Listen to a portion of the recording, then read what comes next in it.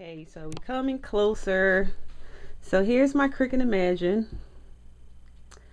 I actually used my silhouette and made the lettering on here. It says My Imagine, has a little butterfly, and for some reason the heating transfer wasn't working correctly, and the A wouldn't stick.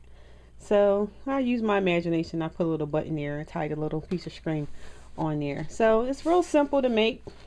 I didn't do your conventional measuring and everything. I just pretty much laid the fabric over my machine and just got the dimensions from that, and made the sides because I didn't want it to look like a box. I wanted it to fit nice and snug, so it fits nice and snug.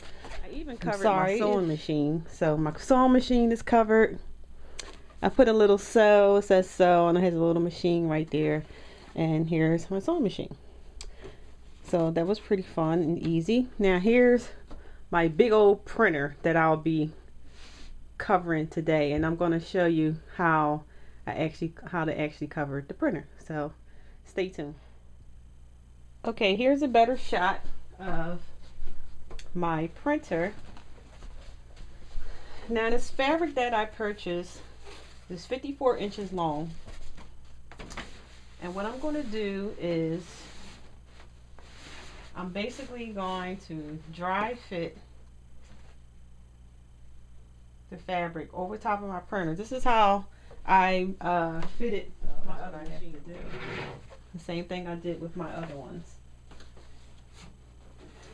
So we're going to cut this again.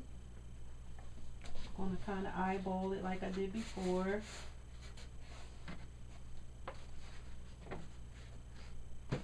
Okay. Try to find me a spot to cut. And I'm going to cut it across.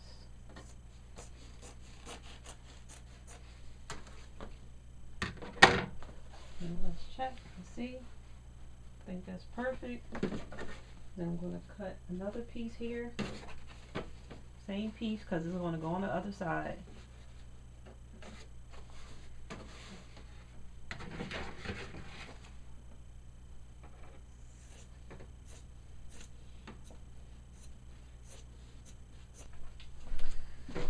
So now I have my side pieces for my printer, my side pieces that go here, and I have my one piece that fits over the front, top, and back. So now I'm just going to cut out my lining and my batting, and I'll be back when it's time to sew.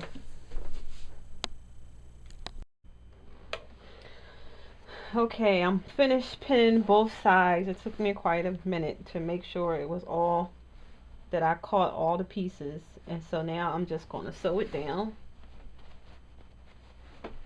Take your time, and still, even as you go around, you still want to make sure that you have everything. So still be careful as you sew.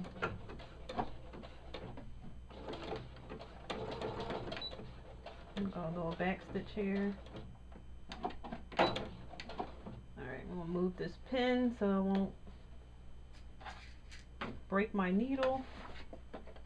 Okay, so here we go.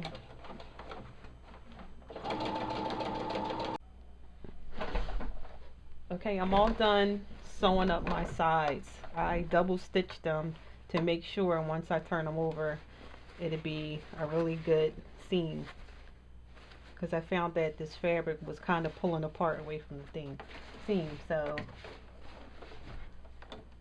I bought some bias tape for my ends here, and I'm just gonna, it's already folded, so I'm just gonna go around the edges.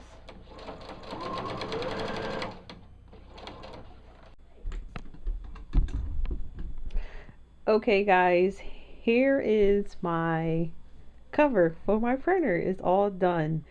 It was that simple. Like I said, I just fitted the pieces. I mean, it may take a little time. I mean, you can measure it if you want. It'll come out a lot squarer, but it's my printer, you know, it's not like I was making it for someone else. So it fits fine. It looks good. And I just added the bias tape along the edges, and soon I will be putting the finishing touches on there with my silhouette. I have to put some type of name on there. So I'll show you a picture when it's all done.